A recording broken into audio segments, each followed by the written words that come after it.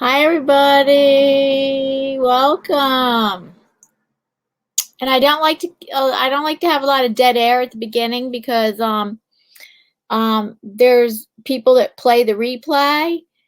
I have quite a few people that actually play the replay, and I don't like to have a lot of dead air. Oh, Ian's already here. Okay, our guest artist for today, Friday. Usually he's our Friday guest artist.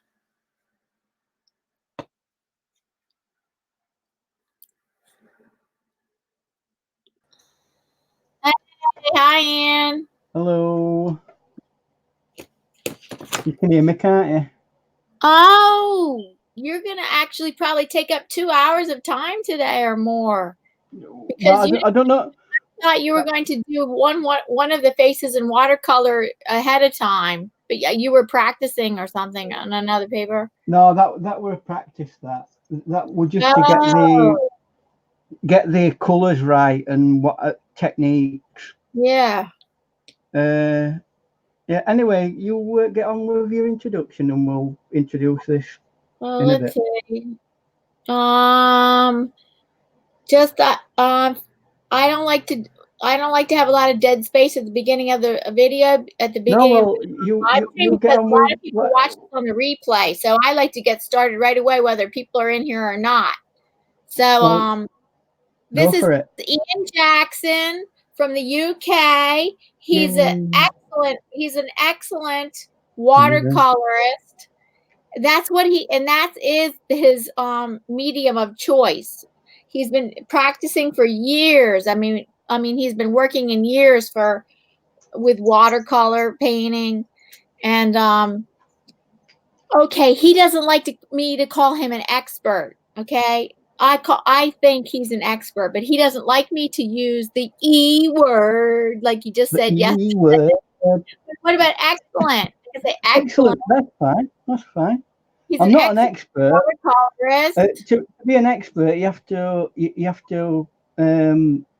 have done some undertaking of training You would have and be to what? qualified. You have to have, Well, go you through mean some you actually had to go to school? undertaking of training in that particular discipline Oh, in and be school? qualified.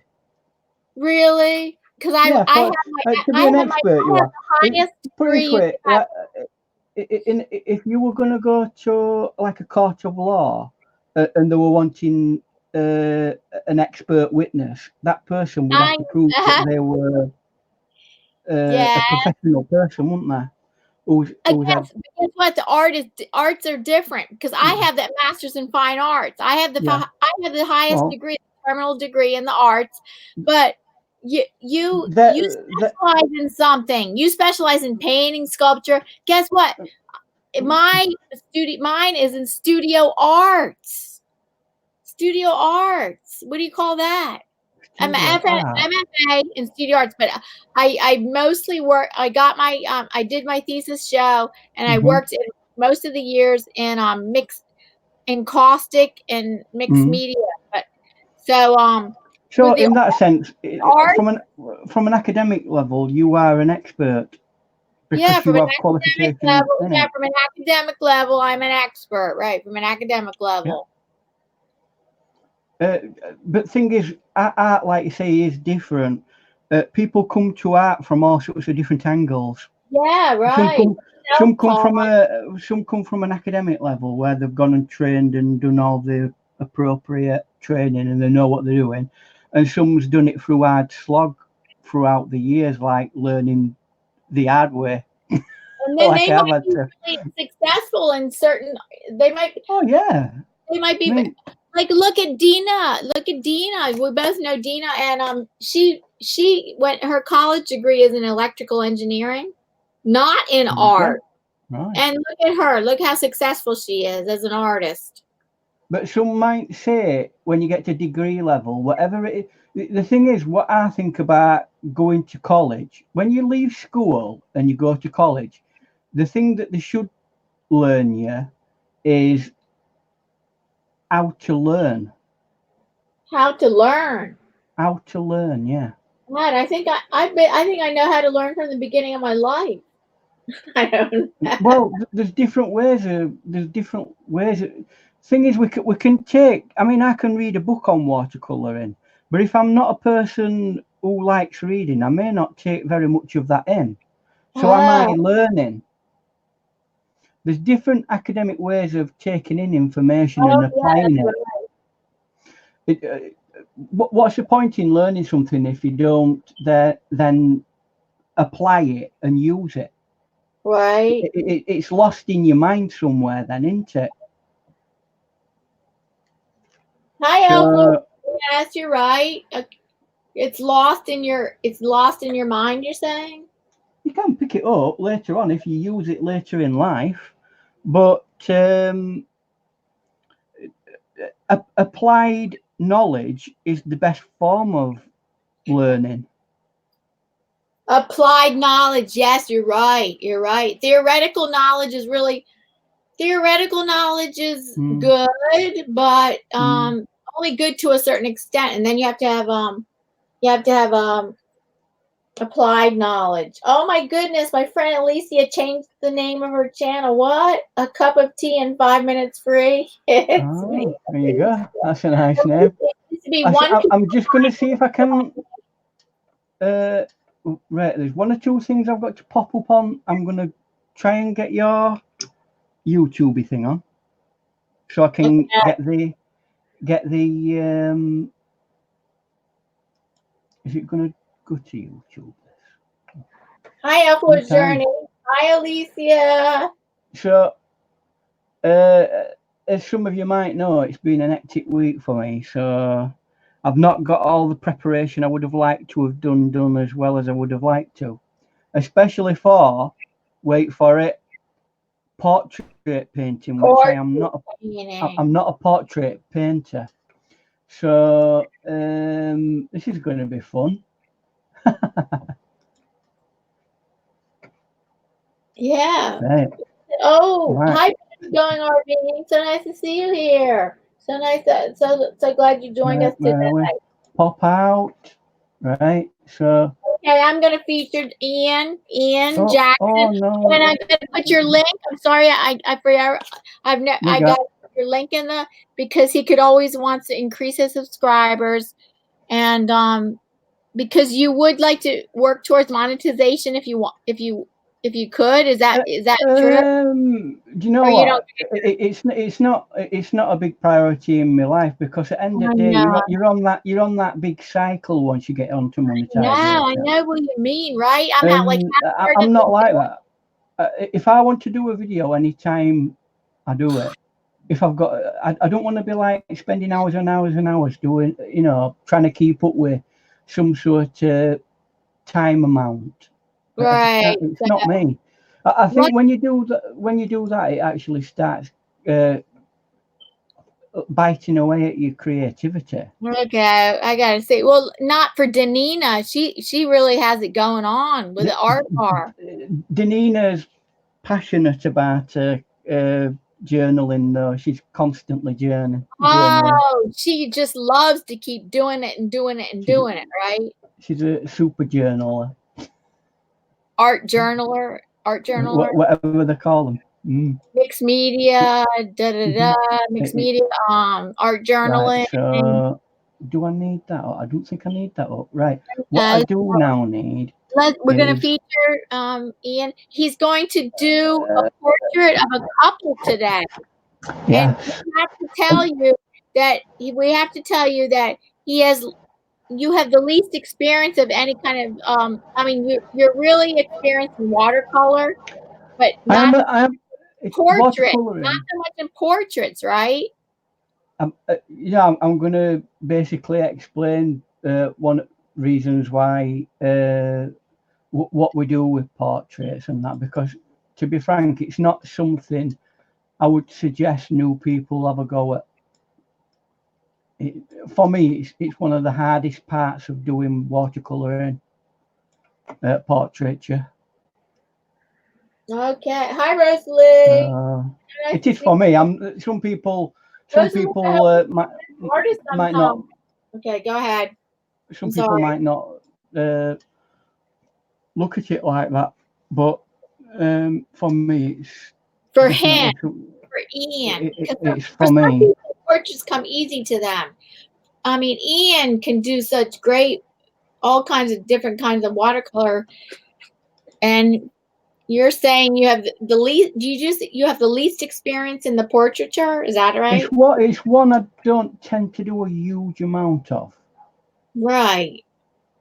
And he's going to do a couple today of one of our Well, YouTube friends. One of our YouTube friends. It's him and his girlfriend. I forget his girlfriend's name, but this is I don't know. a guy called Paul who we did a Paul, painting for. he's actually legally blind, just like me. But Uh-huh. there's all different levels of legal blindness, and he has to actually walk with a cane, and I do not have to yet. I mean, I don't have to. My vision is not going to get to totally blind, so I don't think I'll ever have to walk with a cane. And maybe when I'm like 75 years old, maybe I don't know. My vision is Well, not supposed to get worse. It's not supposed to get worse. It bottomed out, and unless I get some other vision disease, which I hope I do not get glaucoma. My mother got glaucoma late in life, so we'll see. My dad so never had any vision problems, so I have both things going on. it's just one of them things, isn't it? Unfortunately, Right, you don't know some what's people. going to happen. Um, it it may happen due to genetics. It may happen. It May or may maybe not. not. That's right. And unfortunately, I had it's a normal bit vision pot luck, for most isn't of it? my life. I'm very grateful for it because I have the more rare kind of cone dystrophy, which Right. which happens. It starts in childhood, and that's the more common kind.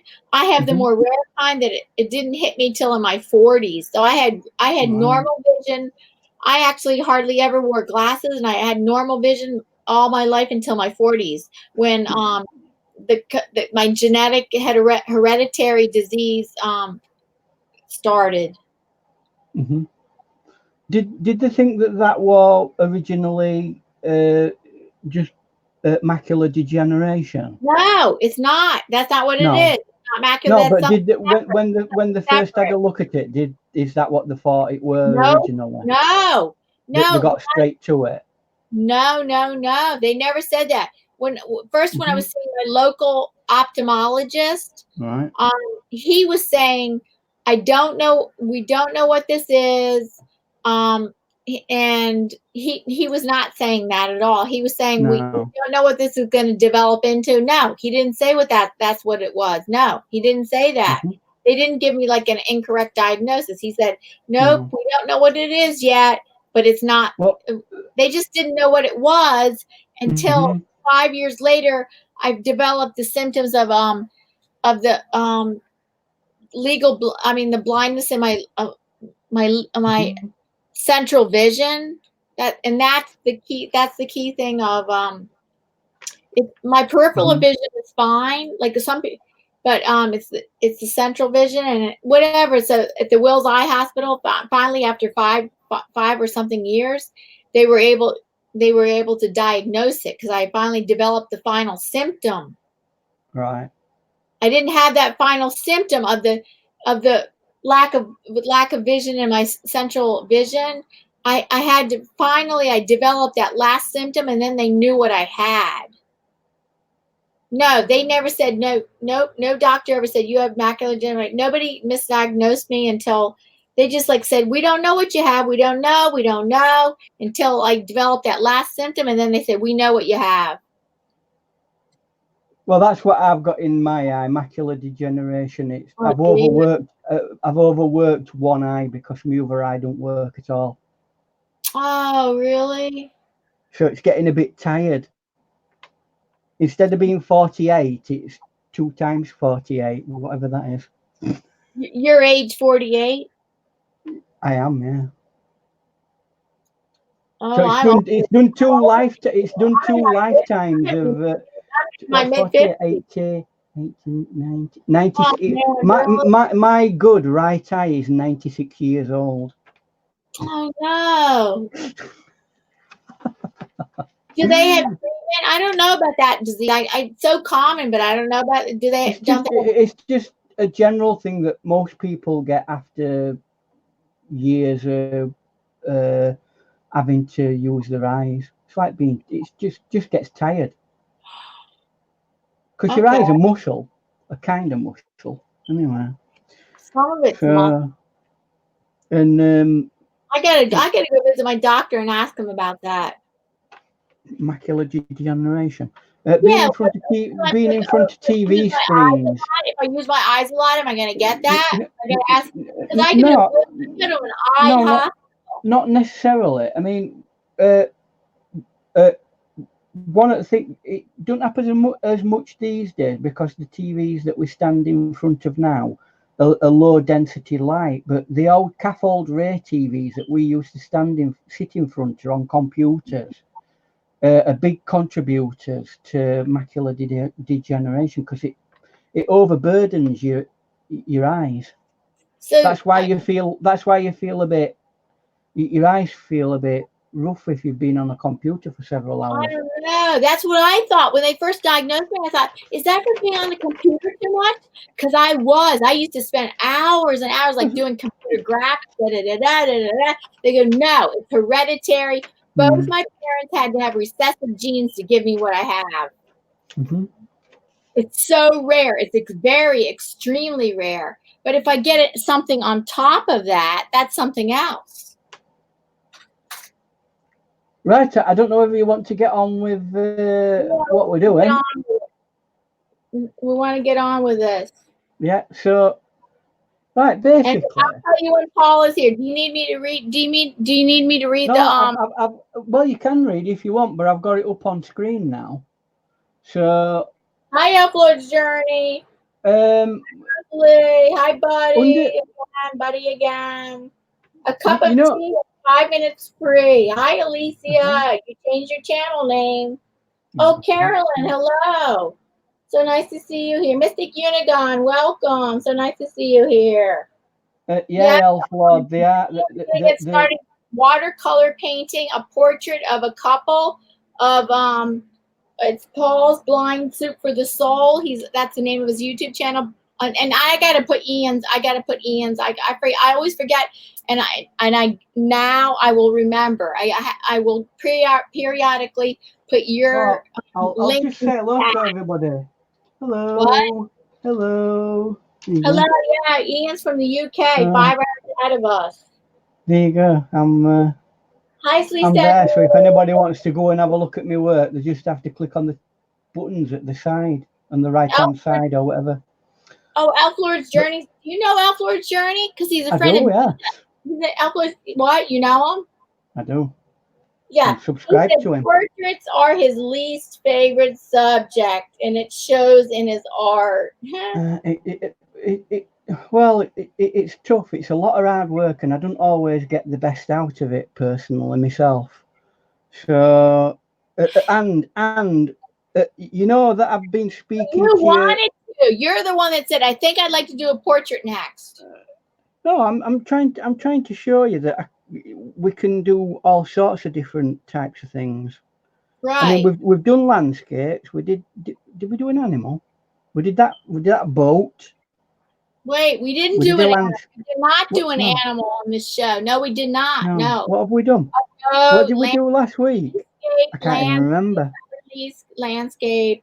Wait, a landscape. So we've done basically landscapes, haven't we? And cars. We did cars. Oh, we did that car, which were a bit of a random abstract thing, weren't it? Yeah, that was cars, like abstract cars in a forest. We did that coast scene with that. Yeah, lots of I think a couple seascapes. And we did Paul's painting. Oh, that was a kind of combination of landscape and seascape. That was like mountains with a pond, lake in front of it. Yeah. So anyway, we'll get on with doing the image now. One key. Normally, when I talk about painting, I talk about don't be doing really too much detail and things like that. But and this is the reason why I probably don't like doing too much, face painting.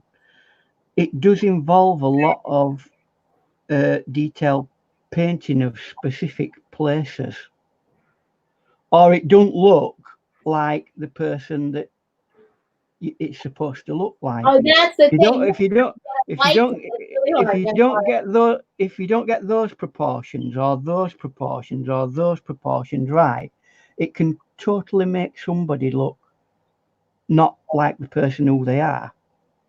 Even just the length of the head. So you got to have a level of detail with that, and that puts me off to some degrees. Now, how do you combat that? One of ways, if I'd have had all week to actually do this, I would have used one of these, and I would have plotted it. It's called a scaling divider, and you get your picture, and you go, oh, that's that. You could go like that.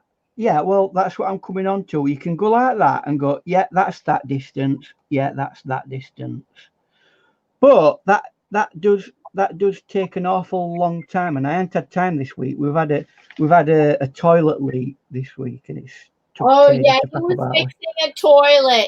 Yeah, so he was working on. But it's done that, by the way, now. So you can use that if you don't want to trace, but in a time-honored tradition, like a lot of people, like Michelangelo, for example, he used to trace his drawings onto his substrate. So all I've done, really, if you're not confident about your drawing skills, or you're only just learning how to draw a face, trace it on, print it out on a piece of paper, put some graphite on it at the back, or use like that. Or you be careful. I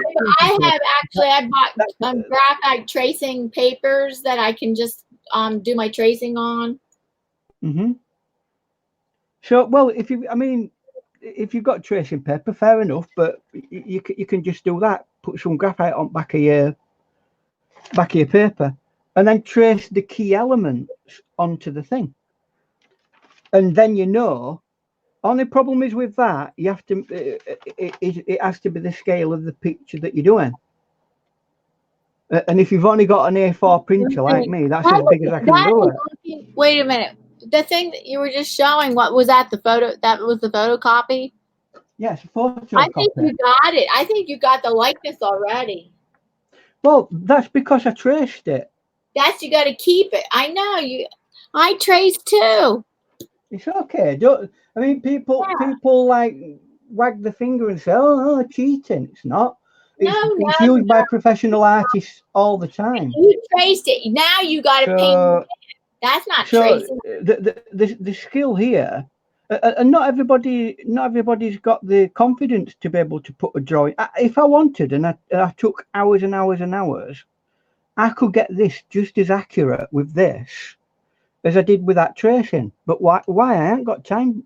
I've been busy all week. So anyway, we've traced it on, and another thing that we need to look at is composition. All right, now I've figured out that from the photo I've got, that light must be coming from that direction. And yet we've got a light area at that side and a light area at that side. Now, why is that? It's because it's coming towards them, and it's deflecting off there and deflecting off there, and all that side there it is that's in shadow because of his head, and this is in shade because light's not hitting it. So that's the key element. Chrissy Canvas Art says she traces a lot of her work. Well, it's a common standard practice. But some people seem to think that you're cheating if you're doing it. Oh, Well, too bad for I them. mean, I can show you dozens of examples of masterpiece artworks by very famous artists that were all traced Oh, onto that were all the Sistine Chapel. That weren't drawn on by hand. It was really? traced on. Yeah, But he. they had a special dotting system.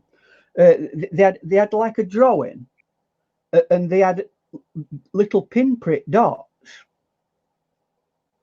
and then they pulled it off, and where the pinprick, the dot were in the plaster, and then they drew it on, like a dot to dot. Oh, okay. Like doing a dot to But dot, and didn't that's he hmm? traced it from what? Michelangelo traced it from his own drawings. Well, it would have done right. It would have studied the person originally, right, in studio. They would have got an accurate drawing of the pose that they wanted. Then that drawing then would have been transferred onto the plaster wall while it was still wet, and they put little pinpricks in it, and then they take the paper off, and then they draw around it where these little pinpricks are in the paper, and that's how they Oh, used to do it. Chrissy does say she freehands her drawing and then traces on for YouTube for fastness. Yeah, She freehands drawing at the first, and then she traces over it for when she does do a canvas on YouTube. but the point is with this, what I'm talking about is that don't ever let drawing and you got to you. If you're wanting to do something that's realistic, I'm not talking about if you're wanting to do something cartoony, but if you're wanting to do something that looks like a painting of the people who you're wanting it to look like, and you're worried about it not looking right, well, why not trace it on? That will give you a much better opportunity to get the painting right, get the drawing right, and get the accurate positionings right, and you'll get the painting right. That's the foundation, the drawing. If you don't get your drawing right, it don't matter how good a painter you are. If you're following the drawing, you're going to get it wrong. I could see it falling. I could have the perfect drawing, and it would fall apart during the painting. It's a Yeah, whole because different. you put maybe because you That, maybe because you've not continued to follow on the principle that you set out in the drawing. Because maybe I don't know, but anyway, onto the painting because people are here to see the painting. right, right, right. Right. So, what's the subject of conversation tonight? Oh, Christopher Bacon says, "Are these real people? Actual people?" Yes. Yes. This is an actual couple. That Can you actually see the picture? no, would it? Only if you hold it up. No, I mean, can you see the drawing? Because the problem I is can see the drawing. I can see the drawing. when the only thing on YouTube I don't like doing the drawing on YouTube is because you can very rarely see the drawing. It's not good at picking drawing up. That's the I know it's picture of the not that good. people. There's the original photo of this couple that he's in. He just requested this. Yes, he's a YouTube channel, and he visits my channel, and he requested this. He requested a portrait done of him and his girlfriend. So Ian is painting a picture of him and Paul and his girlfriend. Paul. If you're watching Paul's girlfriend, I do apologise. I know you've told me your name, but I've got a sieve for a brain. I don't know her name. Maybe Paul told you her name, but I don't know. And right, Paul's Blind Soup for the Soul, but I got to put Ian's channel link in there. If you love Ian's work, watercolor work, and you want if you want, You probably do you like doing people's portraits? I can do people. In fact, somebody pulled me up today, strangely enough, and said, "Can you do me a baby portrait?" And I said, "Yeah, I can, but you got to make sure the picture's good."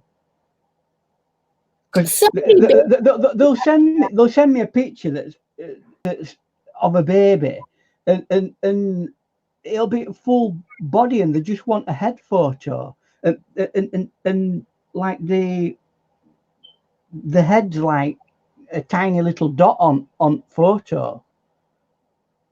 You need a really good, if you're going to do a good portrait of anything, you need a good solid photo of that child. What takes up 90% of the image? The face should take up 90% of the image, Okay. and it should be reasonably contrasted with a light and a dark side.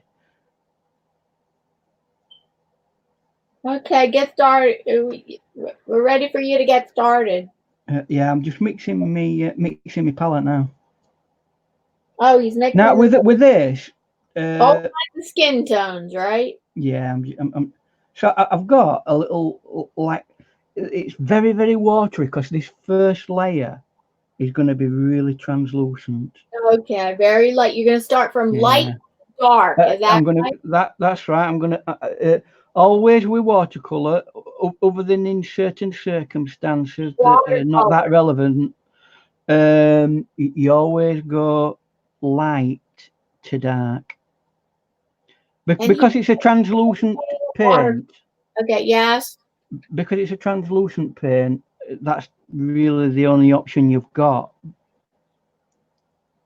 So, and almost straight away, I'm trying to use a big brush, uh, but almost straight away with this, it's forcing me into doing fiddly details, which is not what I like doing.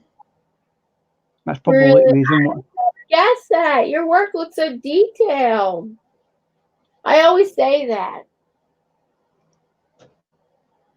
Right. So what we're looking for is an overall coverage of light, but I'm also wanting to keep a lot of white area. And something else I'm not going to be doing is because I want it to have a white background. All that's going to be white. Oh yeah, It's going to right. be a very light painting this with little bits of contrast in it as the detail. And one of our viewers, Christopher Bako, says skin tones gotta be a pain. They I are. don't like it. I don't like it's neutrals. I Mm, I like vibrant color, and I know I have to put neutrals within my vibrant well, colors. It can't be all vibrant colors. That's why I don't really like portraits too much because it's so much just neutral mm. colors. There's two fields of Never. thought. It's really hard for me to get a likeness of someone. I can get a likeness, but it takes forever, so I don't prefer to do that anymore. How you actually colour things in. You can either go for realistic skin tones, which is what I'm doing here, or you can say, right, let's scrap the whole idea of doing the colour as it should be, and just Yeah. go right. Let's go for warms and cools, and that means then you can Oh, uh, abandon colour. You could have green and purple in there. So long as you get your tonal values correct, it yeah. still looks real. Because it's about getting your tonal values right. Okay. So even when you're doing this kind of painting, where you're doing realistic skin tones, it's still about getting your tonal values right. It's always about getting your tonal. If you don't get your tonal values right in your painting, and you're going for a level of realism, unless you're going for something that's fanciful and not meant to be realistic. That's Uh, what I do. Fantasy. well, Fantasy. well, Fantasy. a lot do. and it's a style. In fact, well, Yay. Chrissy will remind me. Is it Fauvism? That No, specifically. Fauvism. There's different kinds of abstract. Fauvism is one kind of abstract where they actually use very vibrant colors. They actually Yeah, well, that's what I mean.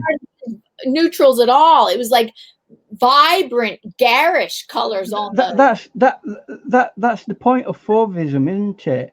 It's supposed to celebrate expression of color Yeah, rather than detail and I think so. and you know, penmanship, if you want to call it that. I don't know, that's a strange word to use, penmanship. But You know, the ability to be able to right. make the brush go where you want it to They go. still were cognizant of composition. Hmm. So what I'm doing here with this face is I'm getting my first layer in, and can you see these edges that are starting to occur? Some of them I'm leaving as strong edges, and Yeah, some of them I'm fading out. right. I do that in my own abstract. I mean, when I paint the Uh, oceans, I was just trying to yeah. finish my ocean wave today. And yes, I have defined edges, but at the Hmm. very top where the wave was, I had to Hmm.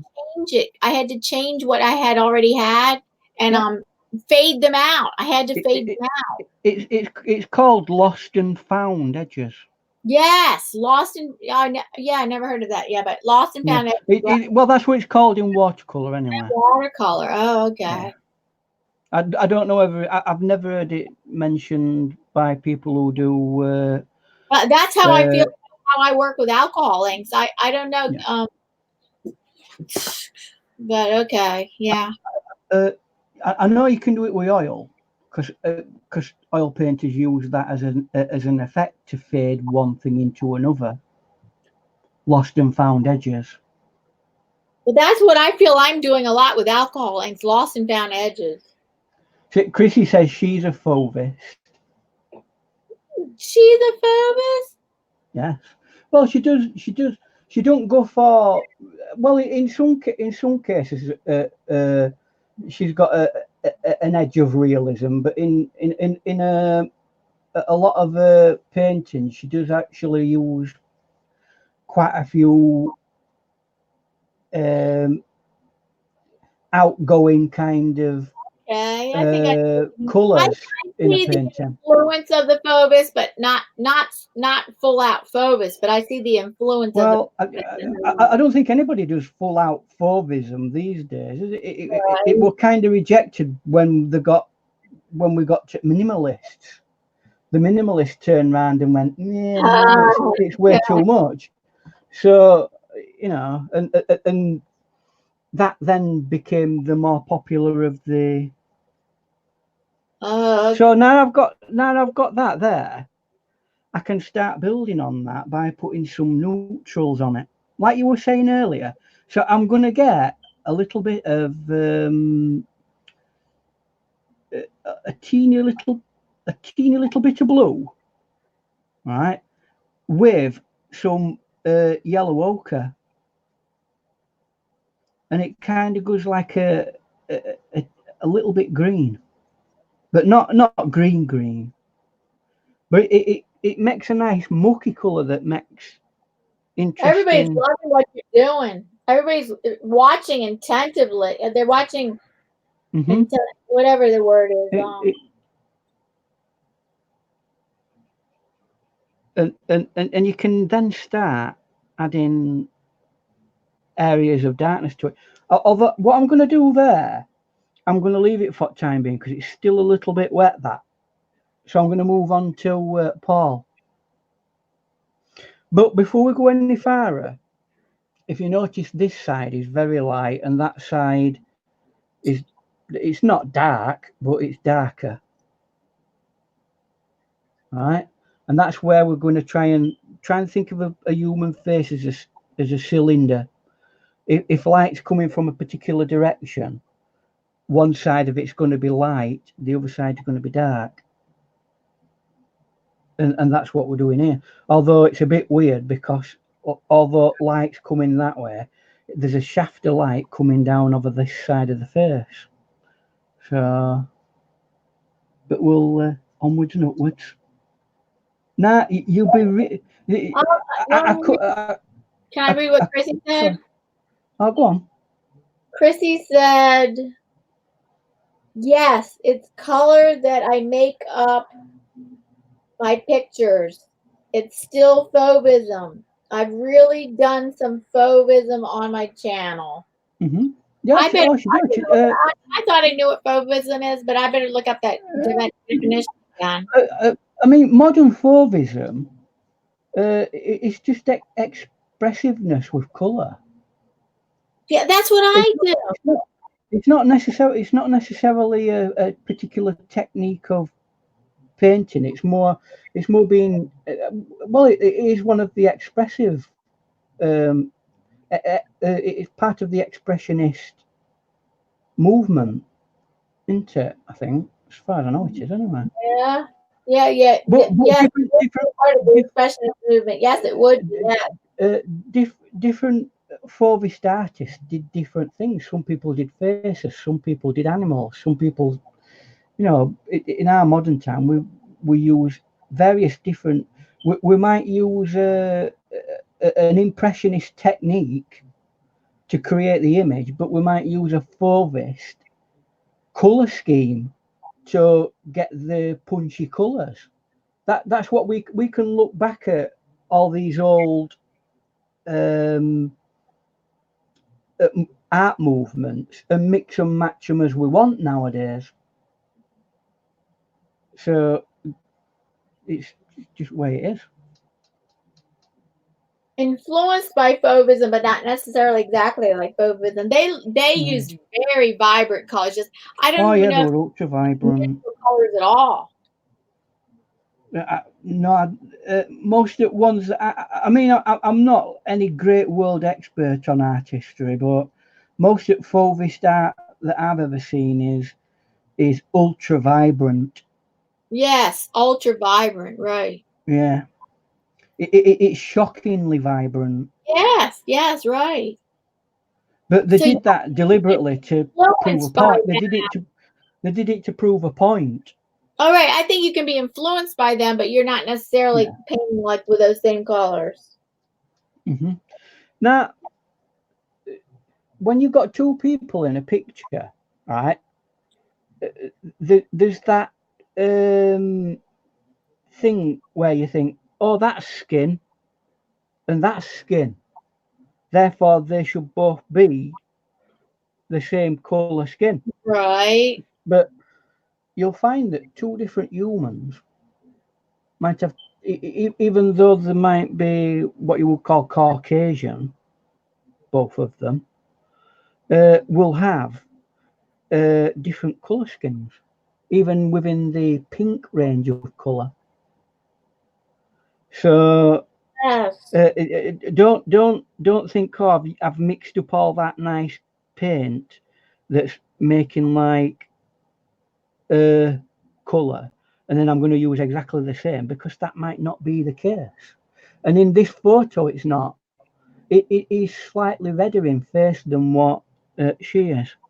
So I'm going to make sure that that's the case, because when you look back later on at it and go, what's not right about that?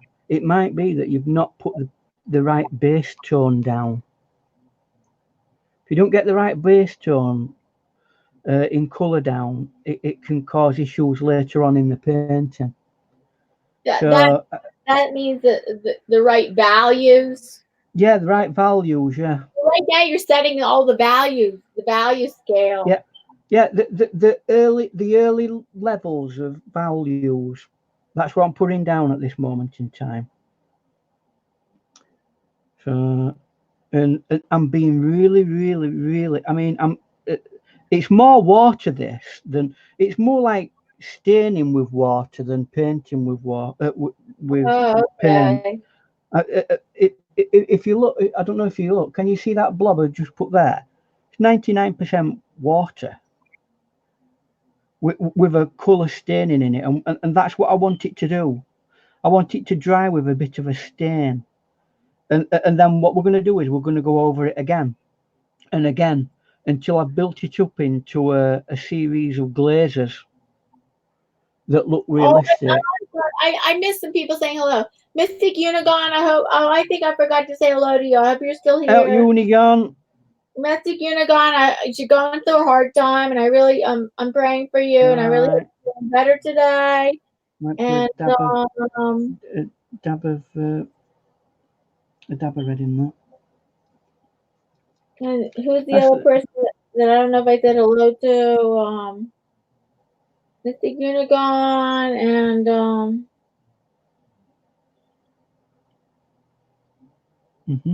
okay, I'm not sure. I'll let you know. And obviously, because the light is coming from this direction, right? This side of his face is going to be much more defined in the contrast at this side than it is there. There's going to be little or no contrast at this side, and that's something that you need to think about when you're painting. You got to pick where the light's coming from. It's not just about where the light's coming from. It's how you depict that. If you have strong light hitting one side of the face, right, there's going to be less contrast at this side than there is contrast at that side. It may not be necessarily that much darker, but it will have more contrast in it. Do you know what I mean? Oh yes, more well, if to create contrast, you do need some darks. Yeah, but not dark. The thing is, what I see people doing is they think, oh, it's that side's darker than that, and then they get the black paint out and they make it like, you know, that dark that it's completely not right. So this side is just less contrasted. It's the same color as that, but it's less contrasted. There's more contrast in this side than there is at that side, and that's the trick. So I could easily just get this colour that I've got here and just go over it like that. All over. I'm not going to go absolutely all over it because there are bits that are virtually white. Tony's Reviews, welcome. Woo. Tony's Reviews, I just noticed you're in here. I almost missed you. Thank you for reminding people loving my art. Well, today's not my art. It's all about Ian Jackson's art. I gotta put your link in. Oh my goodness. Come on. I gotta put my link in. And Mystic Unigon is still here, but she's cooking. And so glad like leaving it live and running. Oh, so, Paul is here. Paul's flying through for the soul. Hello, yes, Paul. Is half here we are. I'm just doing you now. That's why his girlfriend is half Mexican. Paul, what's your girlfriend's name again? I know you've told me, but I forgot. Her name is Lisa. Lisa. Oh, is that Lisa there now? Yeah, Lisa that's his girlfriend's name, Lisa. Yes, she's half Mexican. He goes. Nice. He's joking around. He says, He says he's the gringo. LOL. Hello. I've seen some of your photos with your gringo hat on. Lisa B, and also Lisa B, welcome. So nice. I don't think I've seen you in my stream before, but if I have, thank you so much for coming back, or welcome if you're new. Oh, Michael McReynolds, welcome. So Paul has a little bit of a goatee, but what I'm gonna do is I'm gonna paint it in first, as though he's not. So in that area there, he's going to have a goatee beard thing. And he's also got a moustache there. And I'm going to paint that in as though he's totally clean shaved. And what we will do later on, once that's dry, we'll go over that and we'll add the beard section after. So, but that will be just details and things like that. Yeah. You just did her. Oh no, you hardly did her, but you're working a lot on him now. Yeah, I'm just getting these dark, this first area of dark in on that. I've had to step away from this because it was still wet and I didn't want to put the next level on, because what can happen if it's not dry when you put another level on is you can get something called cauliflower in, and I don't want that in this painting. Do you know what cauliflowering is? Okay, what is it? I think I know, That but what is well, it's properly called run back. It's where two different drying uh, paint solutions. One that's wet pushes the one that's drying back, and you get a really strong line, and it looks like a cauliflower. You get it in watercoloring. Sometimes you want it for texture, but in this case, I want both of the faces nice and smooth. Yeah, I think I know. So you don't want cauliflower in it, unless you want going for that very textured look, which I'm not. So in saying that, I'll probably That do might loads of be good for like an underwater scene. That would be nice for an yeah. underwater ocean scene. Oh, the cauliflower in or the washback system uh, or setup is definitely something you can use to your advantage if you know what it is that you're wanting to do. So now I've got this light pink area done, right? I'm gonna be a bit more aggressive now at paint. I'm gonna put a lot more paint in me brush, and it's going to be a stronger solution and it's going to be a darker solution, but I'm not going to put it in as many places. But you started at light, and when watercolor dries, it dries lighter. It dries lighter than you painted. It does, yeah, and you have to gauge that. There's no way that you're going to get it right first time. I mean, it might be that if we're taking a lot more time over this, I might leave it to dry and give it another coat. But because we're on a couple of hours to get this job done, we're not going to be doing that, are we? So.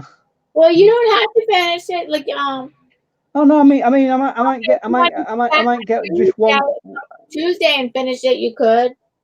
I might just focus my attention on one heads and make sure that just one head's done. Oh, okay. So, but I don't really want to put. I mean, I want the delicate creaminess of the face and that almost translucence that is in human skin to continue to show through. I don't want to be putting strong colour on this. So that's You something that start out I'm. very light. So Yeah, Angie Mixed Media Art 2019 says that is so beautiful. She loves watercolors. I've got to say, if you can gain control of watercolors to the extent that you can do um, stuff like this, and I'm not particularly brilliant at it, but um, if you can, it is one of the best ways to show a human face off, because them like really nice layers of glazing that you can get on it, and some at paint. I mean, I went and had a look at pre-Raphaelite watercolor paintings, and they were mind blowing. They were almost like uh, looking at a photograph even before photos Oh, okay. existed. Well, they were on the camera were only just being come out really when pre-Raphaelites were starting to become popular. So, This came out then? Okay. well, There were professional photographers in early 1800s, and pre-Raphaelites were 1850s, but it weren't something that you used to like go around and say, "Oh, look at my latest camera that I've got." You know, only really cameras back then were great big boxes with lenses on them, and they weren't practical for artists. You know, they were just used by people who were professional photographers or keen amateur photographers.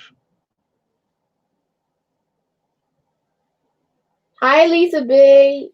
Nice to see you. Welcome to my stream. Welcome to my channel. I don't think I've seen you before. Welcome. And Chrissy's still here. Oh, She's still that's here. good. She's just drawing. She's drawing. Probably drawing her next canvas for next That's, time. she'll be drawing a unicorn for What? Mona. Uh, Mona really likes unicorns. It's a favourite. I believe she's not been too well last few days, so and I ain't seen her around. So, Oh, Mona. well, yeah. So I hope Oh, she's. actually, she commented on something on one of Oh, my did she? videos or something like that, or some where she was in some live stream I was in or something like that. All right.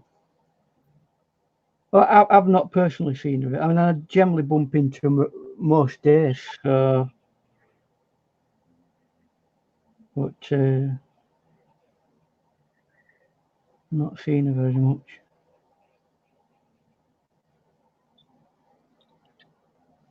But the kind of thing I'm going for is like a little bit illustrative. It's almost as on carving colour art, bits like that. You know what I mean? Can you actually see that very well? Let's see. I don't know Can we? what people Can can see at everybody this see moment in that? time. Well, I actually had somebody who was who watched the replay of our last time that you were on, and she said, Yeah. I really couldn't see it. It was so blurry. I couldn't really see it. I really couldn't see it. I'm like, Well, really? Because nobody in the chat ever said they couldn't see it. So I could. I said, I know what it is. What it is my at my end, right? I've only got 1 megabyte of upload, right? yeah. YouTube needs 3, so it knocks the graphics quality down. So, on a replay, it's going to show up really poorly. It were Because right flickering. now it doesn't look too bad. No, because we are looking at it. We are looking at it on StreamYard that does Okay, not so compress in it. the replay, she could It really you could really see blurriness. Yeah, that's because to make it go, to crunch it down. They Okay, they, I'm they, gonna let they her know use that. I didn't know. She was like saying, "I'm so sorry, I can't see it." I'm like, what is that?" Because nobody in the chat said they couldn't see it. that's one of the reasons why I don't normally do lives, because the quality of my upload is garbage. Oh, not in the live stream, but in the replay you're talking about. Yeah, well, even in live stream, if I go through YouTube, it's still pretty ropey. It's because the service provider of the internet, right? They only provide 1 megabyte of upload speed, Well, and no, you my need. friend lives in Scotland. My friend lives in Scotland, and she started out YouTube just about the same time I did now. She's she's way ahead. She has 6,000 subscribers now, and Uh-huh. she makes really good quality videos, but she has to upload her videos all night Yeah, long. yeah. Well, Even if she's small that's what I bandwidth. do. That's what I do with my. If you look at my videos that I upload, the quality of it is as good as anybody else's. It's the video quality is Okay. HD quality, but it takes ages That's to different upload. in a live stream that becomes a Yeah, replay when it becomes a replay. Uh, it don't matter whether it's live stream or not. It's the uh, it's how YouTube deals with um, the quality of video that it gets. If it goes under a certain amount of megabytes, it kind of crunches it down to keep it stable.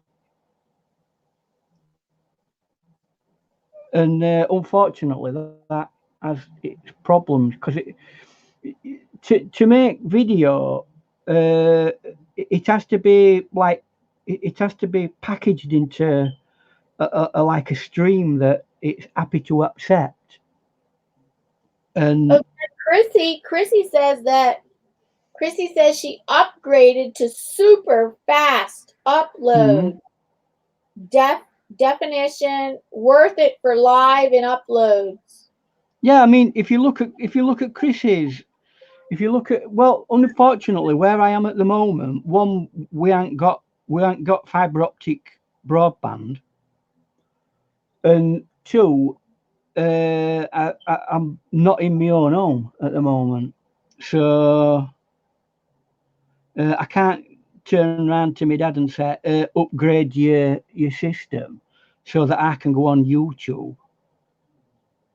So it's just not Oh fair on my him, is it? goodness. Oh, Paul said when you paint his face, make it look younger. LOL. I'm trying to Paul. LOL. Mm. Hope I'm Oh, not. Michael, I'm so glad you're feeling better today. I don't know if I was able to type that in. It's hard to type that in. I'm so glad you're feeling better today. He had triple bypass surgery and now he's having a cold, Mm, bad cold that won't leave and he can't kick it, but he is feeling better today. I'm so glad Michael McReynolds, one of my great uh-huh. moderators, and he loves drones. If you go to his channel, he has Yeah. lots of all different kinds of drone videos. Oh, there's Michael been McReynolds a now. lot on news over the last few days here in UK with regards drones. He's in the U, Uh, so you have like a lot more regulations.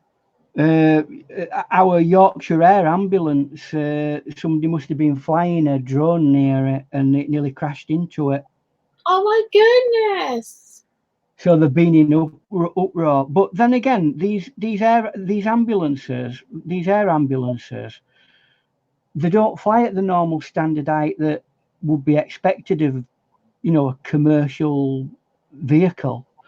They fly almost in zones um, where people who do drone flying would. So it's not the drone flyer's fault. Who? It's not. Who is Not it? really. Who is it? Well, right. We get told that we can only go so many feet up in the air, Wait, right? do you fly drones, Ian? No, I looked into it because I wanted to do it for my wedding photography. I looked into it, but it's such a nightmare. You got to have a license for being. If I went and did a wedding, right, you got to gain a Yeah. license for it within so many miles of an airport and apply for it, and it can take who knows how many weeks for application, plus how much it costs to get one. And Oh, there's all sorts of rules. It's like, why bother? I mean, some people do it. Some people do it on side and don't gain any, get any legal certification for it. But I can't do that when I'm doing it in business because obviously I might get caught, and then you would get fined a lot and of then you money. get you get fined more than amount of money that I get from actual entire year's wedding photography. Do you still do wedding photography and videography? Yeah, my main work. Oh, that's your main work. Okay. Yeah. So that This is oh, this is what I do to. how This is you what I. This you is what I can't do use to. drones for you Eh? can't use drones for your wedding When videography. when they first came out, right? It were right popular, and then government decided that they were going to like basically stealth tax it. by saying you need to have a license and you need to do all this and go on a course and blah blah blah blah blah blah blah blah. And I thought, blow that, it's going to cost more money than value at wedding photography. Really? So I decided not to bother. Because it just costs. I mean, thing is, at the end of the day, all it is for a few shots of going past, going past the wedding. It's nice, and people seem to expect that kind of thing these days. But to be frank, I don't think, I take it all either. It's, I, I, uh, I mean, if somebody was so desperate to want to have that in a wedding photography thing, they should get somebody, hire somebody who's a professional drone flyer to come in and video do that type of videoing. I mean, it's not something that I would say, oh, it's part of package. It's just, believe me, when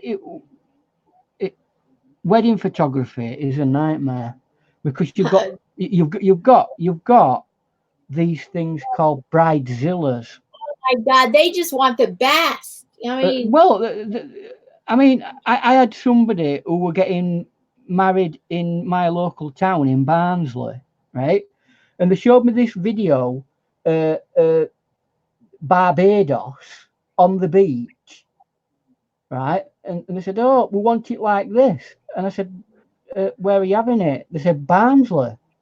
I said, "Well, that I don't know anywhere in Barnsley that looks like a tropical beach." And I said, "When are you having it?" And they said, like, "Oh, it's October."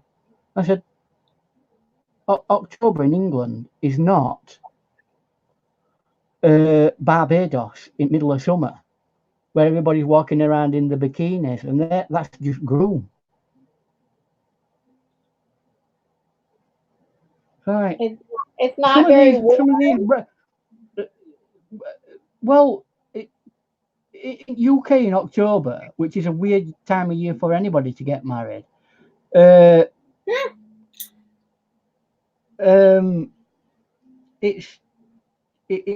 goes cold. It gets cold. And they were wanting not as cold as November or December, but I guess you're saying it gets colder. Well, put it this way: our summertime is July, August, at best. In June, what about June? Well, it can be nice. It can be freezing cold. Oh my God, are we distracting you from your painting?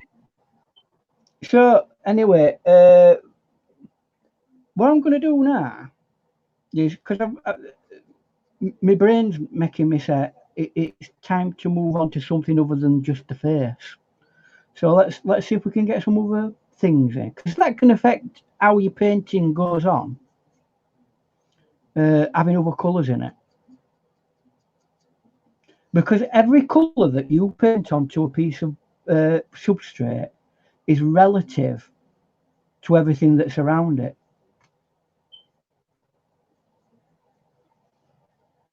So Paul, he's got a nice blue shirt on. It's pretty simple, that. I'm not going to beat about the bush. I'm going to go.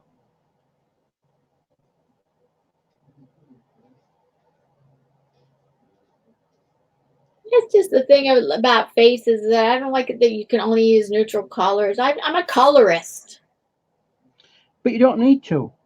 I mean, I could show you pictures of faces that I've done where you blue. It could be all shades of purple, like that, right? Monochromatic. Yeah. So when you're painting like that, you need to focus your attention on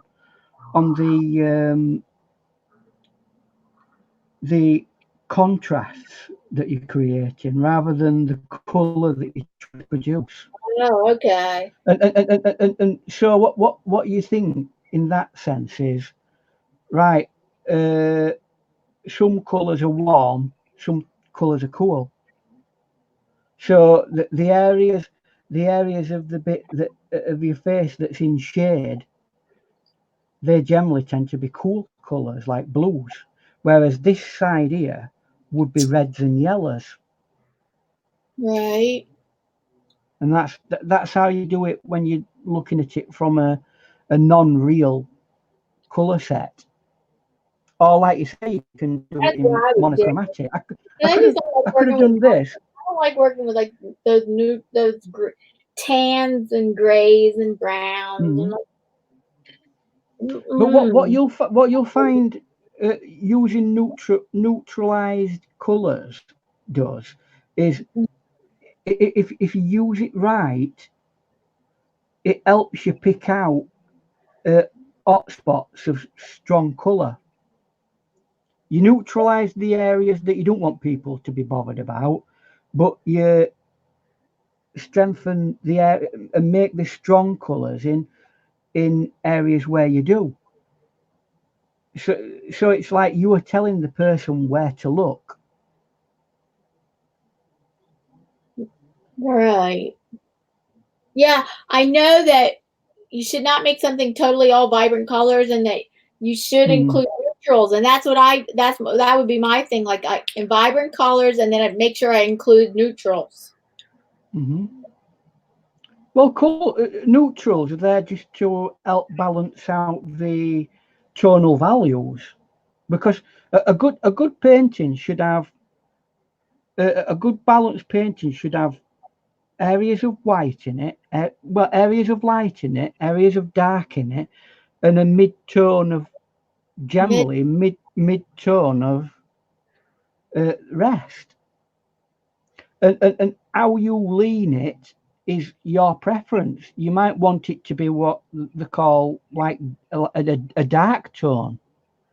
Things uh, uh, are more balanced towards the darker area, or that you might want it to be something what's called high key, which is mostly light.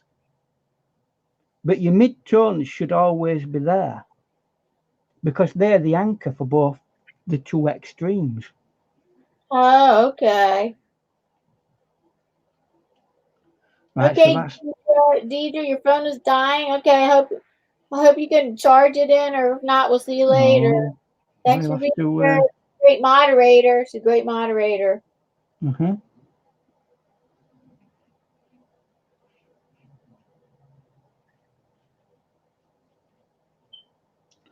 What time are we? Oh, it's wow! I've been 2 hours and I've got nowhere with it. Not 2 hours yet.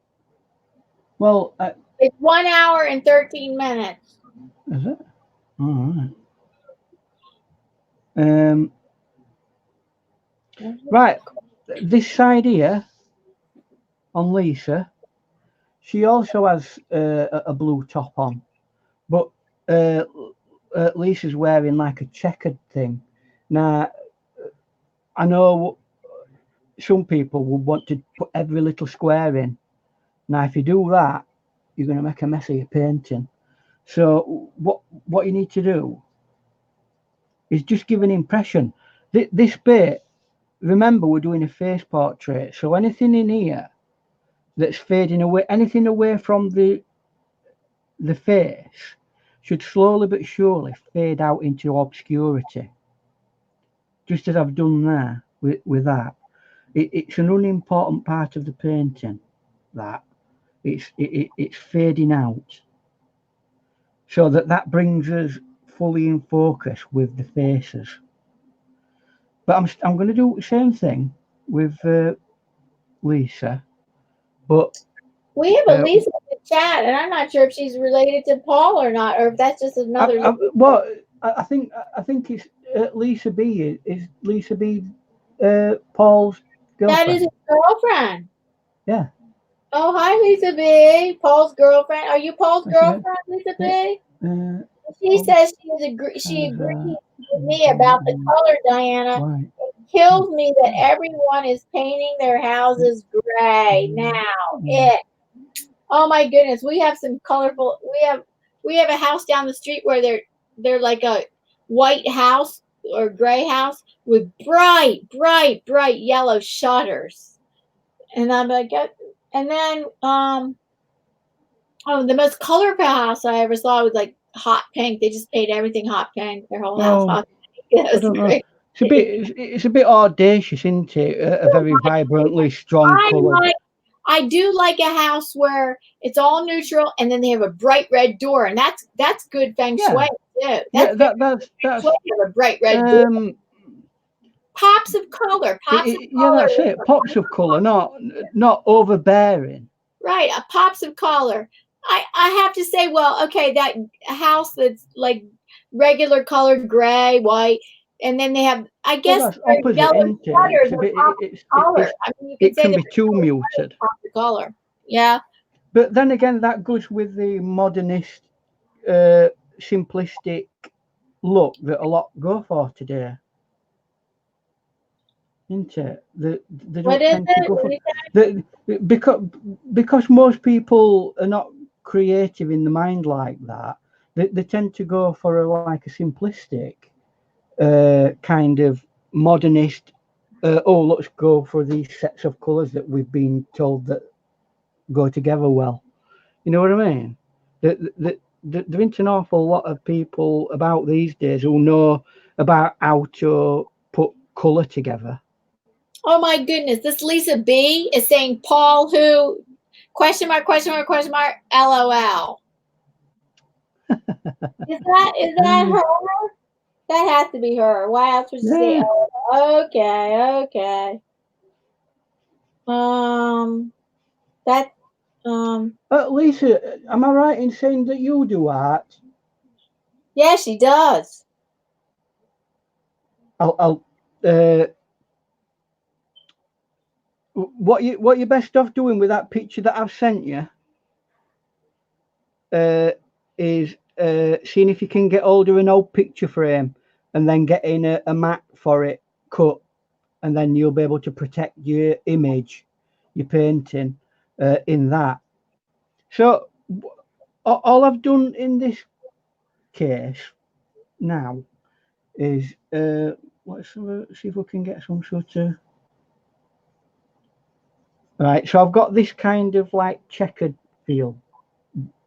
Just randomly created a checkered pattern on it, but there is an undertone of blue on that. So I'm very carefully going to put a very tiny amount of blue over it like that in various areas like that.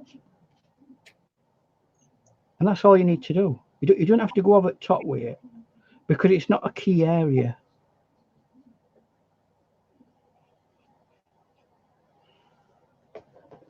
Right, I think we're almost ready to start doing the hair.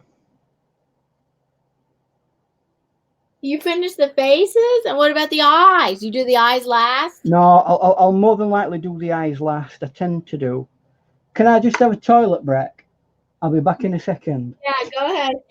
I'll be back in a minute. Oh, okay. Ian's taking a break. Hi, Luna Smith. Or oh, you're new to my screen. Welcome.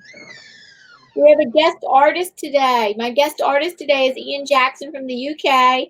He's an excellent watercolor painter, and today he's painting somebody in the chat. He's painting him and his girlfriend. And somebody in the chat and he's painting somebody's portrait plus their girlfriend. And portrait is not totally his thing. It's not totally Ian's thing, but he's he gives it a shot anyway, and he loves other subject matter better than portraits. Portrait probably maybe one of his least favorite things, but he's going to do it anyway. And actually, he challenged himself. He's the one that said, "I think next time I want to do a portrait." And then, come on, people, send me a portrait. So we did. So he's the one that wanted to challenge himself doing a portrait. There we go, back refreshed and ready to go. Right. Now I'm getting down to ultra detail. I'm gonna get rid of this brush because it's a bit too big now. Oh, you're saying that? I might And he's just going to do the eyes last. He's doing the eyes last. Oh, Paul, while you're here, on Sunday, my football team, Barnsley, guess who they're playing? Leeds United. Oof, big grudge match. Oof, we're all building up for it. I'm getting pre-match tension. Who are they playing? They're Leeds only. United. It's Barnsley versus Leeds. Oh, Joy of joys. they're just playing another UK team. Is that right? Or are they playing a US team? No, Barnsley in the UK are playing another team in the same league, and it's the local rivals. Oh, UK. They're UK rivals. No, they're not UK rivals. They're local rivals. They, Local. they come from the same county. Okay. Uh, so uh, Leeds United. Yes, let's make sure. Right, so let's get some Oh, base colour. Mr. Gunnagon, I'm glad your dish came out great. I hope you enjoy eating it. That's great. Oh, you've been making some food. Where's mine? Oh, she's been having a tough week. So for her to have like create a dish that came out great, that is wonderful. So she can enjoy eating something wonderful because she's Get really it having a down. tough week. Get it down, yeah. Right. Thanks, What Michael McReynolds. Hi, Rosanna. So nice to see you. what I want to do with this a little bit, right, is get a lot of moisture out, because when you're doing air, I prefer to do it. I want it to go over most of this, but I don't want it to be. I don't want it to kind of be too wet. I want it to like that. But Luna Smith Art, which I've never seen her in the stream before, says love your technique. Yeah, love your technique. And Rosanna says, oh God, what yeah, went Now, to here's a, here's a personal question, Lisa. Is your hair ever so slightly like reddish brown? I'm waiting for Lisa answering me now. What's the Pentagon? I missed. Oh, here's the telling us what her dish was. Okay. But guys, okay Next. then, Chrissy. See you later. Italian sausage. Italian. And I'm just gonna try and like create areas of Oh, that sounds awesome, Mystic Unicorn. I'd love that. That dish sounds awesome. The one I would love eating that.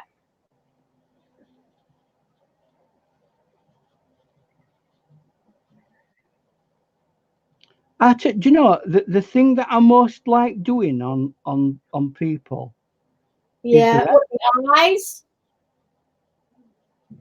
because you can be really What, the like hair? You love doing the hair? hmm? What's the favorite thing you like in a portrait? People's hair. You like their hair? Yeah, because you can be quite expressive. Uh, Oh, okay. The one thing you must avoid is not drawing and painting every strand. How about their eyes? Do you like that second best? Oh, do you know what? That's why I keep it to end, because that Oh my God. if I'm gonna make a mess of it, because You it's a hate it. You detailed hate it. part. You like it the least. I like it the least. Yeah. Oh my goodness. Okay. I mean, we may not get to that stage today, but we'll trot on with it as best we can.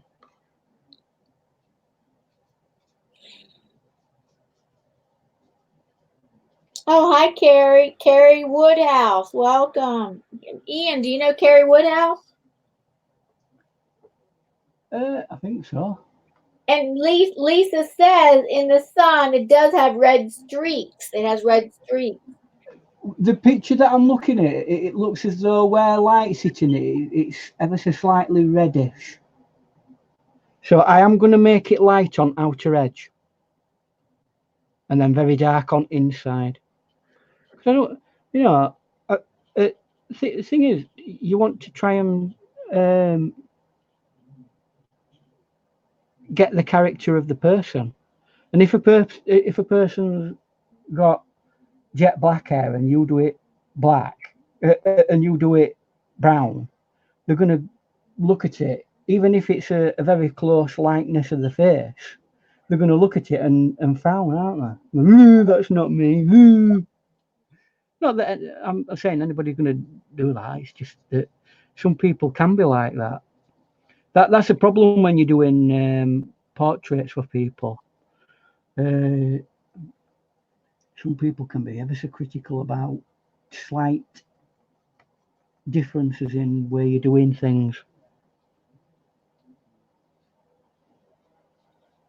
It's a bit like Bridezilla. How do you deal with stroppy people who want the painting done exactly how they want it? What kind of people? Perfectionists? You mean like perfectionists? Perfectionists, yeah.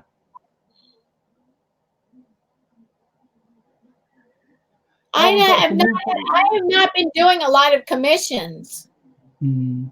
Well, up until recently, I used to do quite a few at one time of day. But I was very exclusive with people who I did it. You know what I mean? I always watch very carefully. But now I'm a bit more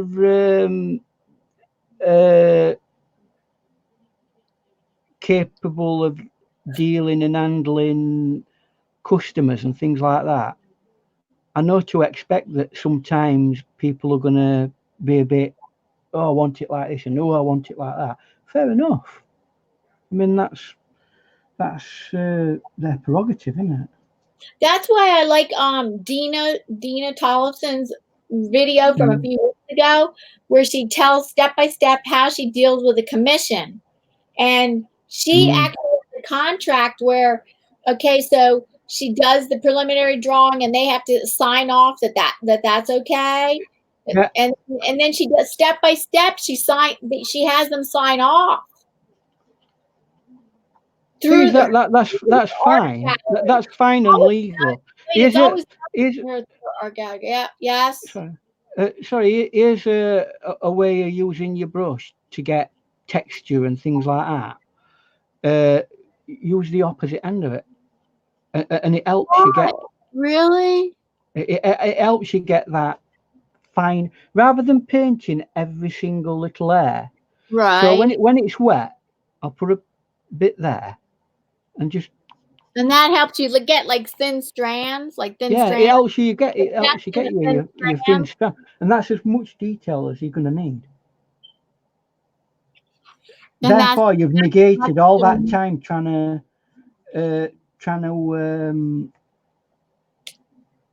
paint hair that's got every little strand in it. Right. Because in reality, if you look at people's hair, it's mainly clumps of hair, isn't it? Right. Or strands of hair. If you've got very, very, very straight hair, it all looks like one block. No, it's better to paint like the suggestion, and then use it. I mean, painting clumps of hair, like you're saying. Right now, I've put a lot of effort into this side because there's an awful lot of light hitting, and the kind of hair that I painted the most is using my iPad digital painting, and there actually is a paintbrush that is for hair, like is it a comb, a tooth comb? 2 different kinds of hair, like wavy, long wavy hair, and short hair. And so I like to use the long wavy hair tool, and that actually does paint like little strands of hair in it gives you, so it paints the strands of hair, but quickly, but you get the suggestion of the hair, but you also see little tiny strands of hair also. Now, I've been quite detailed there, All but right, let at me. this side here, because it's No, that's mostly good. That's the right it, amount it, of. it, it, That's the right it, amount. it's mostly in shade. But what about This red? Why side. did you ask her if she's red? Are you gonna add a little bit of red? No, what you can't really see it, but at this edge, outer edge, and it's only going to be the outer Oh, edge. I know. It You is didn't ever paint so a little red. slightly. You paint a It little is. red. It is ever so slightly red. Now, Oh, what I guys, will look, do you when know, it dries, I'll just from go now over on. it again and do a little bit more dark there. Yeah, that's the thing on a camera. You almost have to do more to have it show up. I cannot see on that outer edge that she has any halo of red or anything. And I'm just going to bring that down like that and let it sprig out. Like that. There you go. You don't always have to have everything absolutely hyper detailed. What is your favorite thing to paint with watercolor?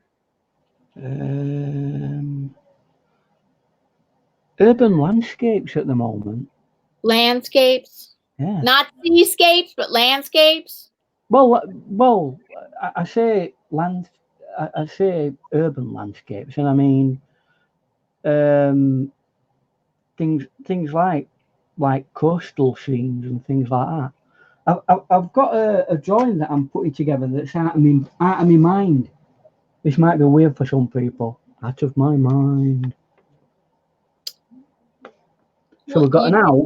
added things with your imagination, you mean? Yeah, I've got it's just in preliminary stages of concepting, but I've got an house of some kind, some sort of That looks like old almost like a church. Okay, well, or no. like a cottage, and then Okay. and then it's leading down to a little mini dock where there's a boat, and then Oh, there's okay. a lake behind it, and Right. that lake goes right to some sort of lighthouse Well, what on a time of mill. day will that be? What time of day? I don't know yet. I mean, I might get rid of some of these bits because it might be a bit too cluttered. But Hmm. that's what I'm concepting at the moment for a painting. Because I want to try and be able to paint out my mind rather than uh, That's always what from. reference There's photos. nothing wrong with using reference. It's good to do that because it gets accuracy. Right. Um, it's also good to do things Through your imagination. that, that you've made up yourself as Okay, well. yeah. So it's good to do a bit of both. Right. I'm just getting the That's darkest what I dark. do. I do that, a bit of both. And for the Yeah, I really like how you paint the hair, and then it's for the very light. The skin tones are very light. yeah, and see that reason why that works. That dark area works is because it's directly against that light area, Okay. Yeah. and that's what makes it believable. Contrast, right. Contrast. Now I've got to be careful now that I'm not getting to the point of overdoing it, because you can dead easily overdo it with your hair.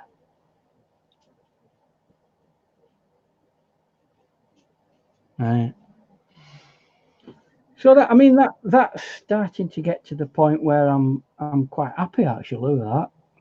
Yeah. I mean you can't see any of the now is the time to put this away. It's too big to be able to do the type of detail that I'm going to be doing now with this. Say when you say put it away, you mean like you put it away so that it gives you a break from looking at it, and then you can see it with fresh eyes and see I what it mean, really means. I may come. Yeah, I mean, this is a time to let it dry actually, and just leave it for a bit and come back with a fresh mind. But what I'm talking about is this brush, right? It's done its job, right? it's a bit too big for what I'm wanting to do now. I want to start focusing in on detail work. So we need to start getting some brushes that are a lot more, a lot smaller, and will do detailed work. So this is not the brush for it. Oh, and Lisa's saying, she says, "Oh, it looks just like us." Damn, LOL. And Flea Stack It rules. will do. I mean, we haven't got any of the detailing work. I'm hoping once we've got the detailing work. Now this is what I'm going to work. When it comes to doing eyes, this is a type of this is the side of brush I'm going to use. In comparison to, look at this, what I've just been using. Where have I put it? There. Let me just squeeze it out, 'cause I get paranoid about it falling on. Oh my God, Lisa has more to say. She says, most people don't have an artist's eye. They think they know what they want, but if you Mhm. did it their way, it would look like crap. Well, so Well, don't. that's another thing. Yeah, I agree with you, Lisa. Yeah. What you have to do is you have to use your professional judgment and explain to them that, look, if we do it like that, it'll end up looking not how you think. But we'll try and work with something like that, and you know, you are working for those people at the end of the day, so you got to try and meet them halfway at least with things. But the best way to do art and is create art that people love already, and and they want to buy your art, not commission you, but they want to buy your art because it's your art. She And does then say, I'm scrolling up. She says, Ian, women don't like caricatures, and I know about that. She said that was straight. She didn't say that recently. That was way up in the scroll. So wait a minute. So well, I mean, look at Mona Lisa, right? The painting Mona no, Lisa. no. That's a caricature, really, of that lady. I'm sure she Buddy, didn't look like that. In fact, actually, a lot of art historians think that's really a picture. I mean, first of all, they said she didn't exist. That's not really that probably Leonardo da Vinci painted her from his imagination, and then other art historians think that it's really a picture of him as a woman. can't imagine. No, as far as I know, in the underpainting of the Mona Lisa, there's another painting of another woman that looks similar to her. Okay. So he tried having a go at her once. She probably turned her nose up at it, and ended up going back, and that what painting that ended up being accepted by And whoever it were. And I don't know, that's the most famous masterpiece in the world. And I used to tell my students, it's not because it's the best, it's because No, it's just used all the time. It's so, you see it so much in the media and advertising and it movies and is. everything. It's just the most well-known masterpiece. It doesn't mean it's the I've got best. to I've got to say it's it, in, I know I might have people spitting at me and telling me I'm an evil person, but to be frank, in comparison to Rembrandt, he were nobody. Right. Rembrandt, You look at like what's the difference between the how many oh, years between like I say, I'm not very good on art history, but it's okay. probably it might be a couple of 100 years. Yeah, a couple of 100 years after him. Yeah, but Like nevertheless, think the Mona Lisa is going to be the most famous masterpiece in the world, and I have to constantly tell my students, it's not because it's the best, it's because it's just the most well known, because it's promoted so much in advertising and movies, and people imitate her and all that, and that's why people know who she is. And the other one is the Last Supper. That a lot of people have the Last Supper in their home, like a lot of Catholics. They have the Last Supper in their homes. They do, yeah. So that's another. That's more to do. I mean, that's more to do with the religious iconography of it all. That one, isn't it? Oh yeah, but Mona Lisa is not religious iconography at all. Well, a lot of what were popular back then were little symbolic things within paintings that represented things. Right. You know, she might have like the Mona Lisa might have like a little flower on a dress or something that represented something. I don't know all these different things that they used to have, but all right, I gotta catch up with this. We got grayscale painting in here. Hi, grayscale painting.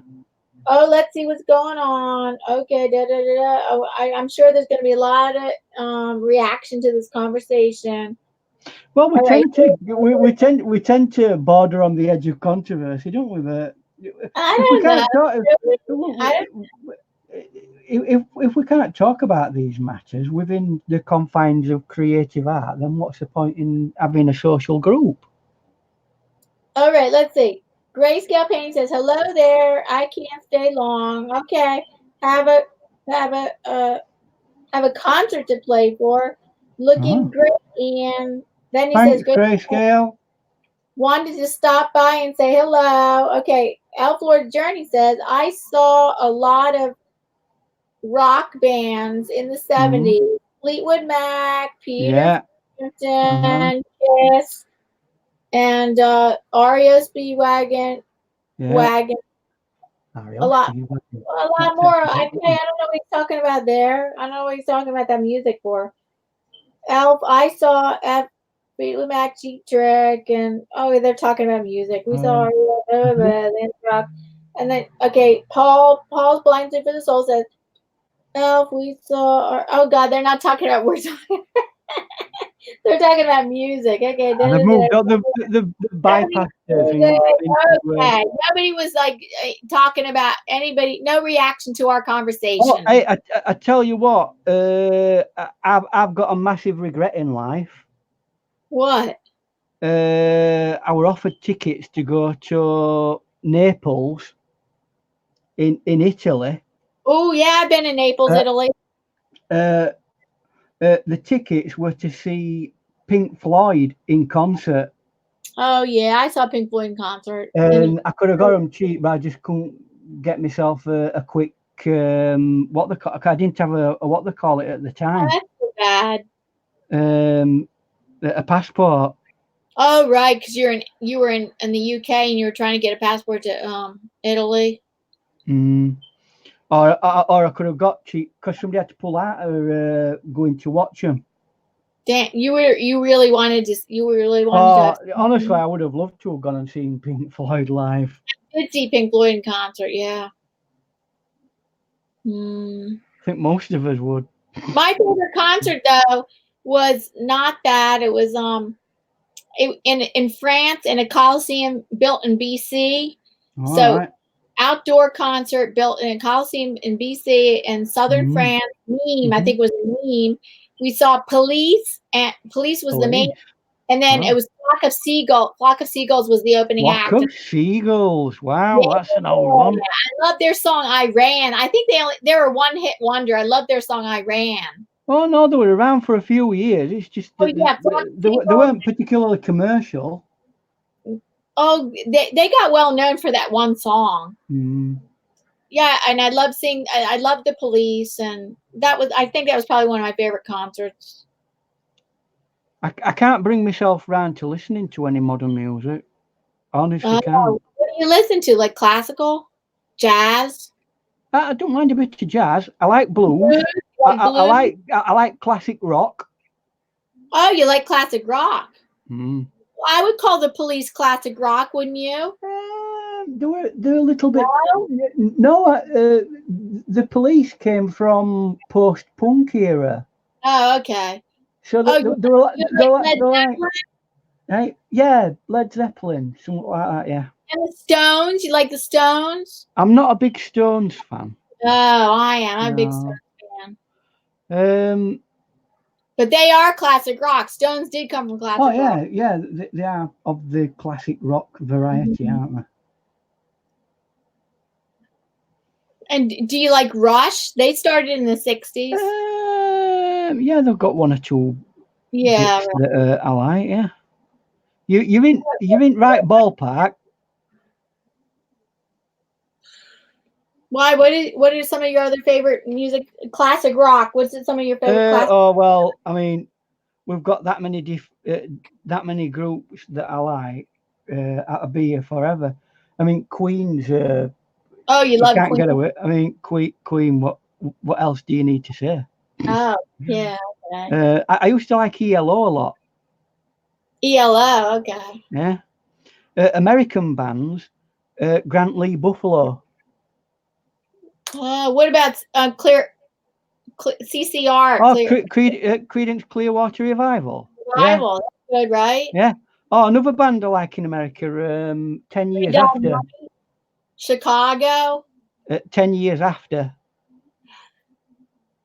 Elflord's Journey says, "Hey, music is art too." Yeah, I know.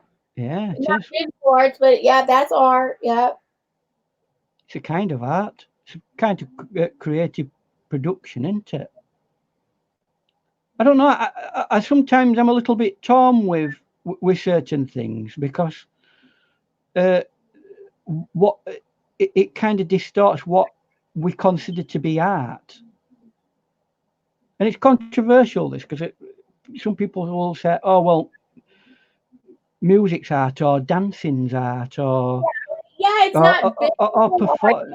Yes, it's not visual arts. It's the performing arts. It is an art. It's an Mm, art form.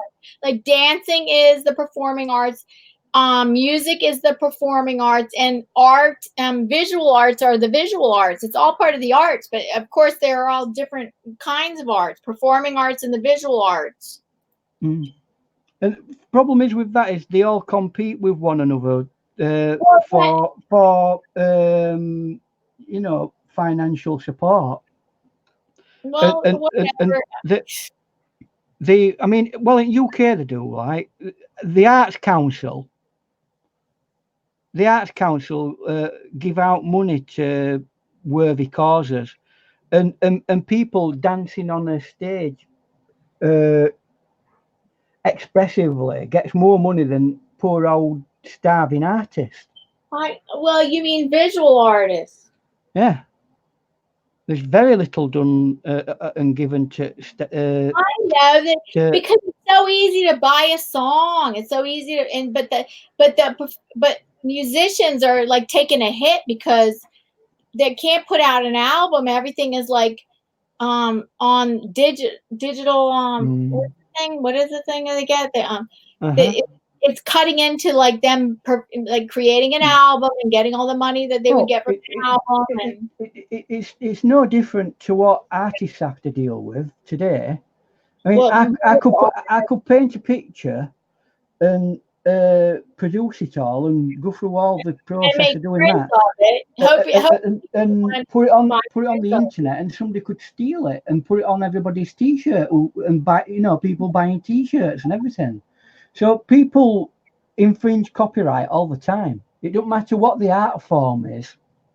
it. It's more No, to do with well, no, I don't know if it's so easy to infringe on copyrights. well, I don't how know if many? that's so easy. You can like get lawyers to like. I mean, if somebody stole your art, you could Oh, hire it's probably a lot. It's probably a lot easier to deal with uh, a claim against music because it's blatant and obvious that somebody stole it. But if I did a picture and then somebody in China went and put it on a boatload of mugs, I wouldn't know no about that until somebody came home with a mug saying, "Look what I got from China." Yes, I guess you're You know right. what I mean? It's everybody who produces creative art will have their idea ripped off them at some point. If It's it's way it is. successful, yeah, if somebody rips it off, it's like, damn, I didn't know so that must be successful that they did that. Well, Because yeah, I mean, it is a kind of badge of honor in that sense, but right, that's down to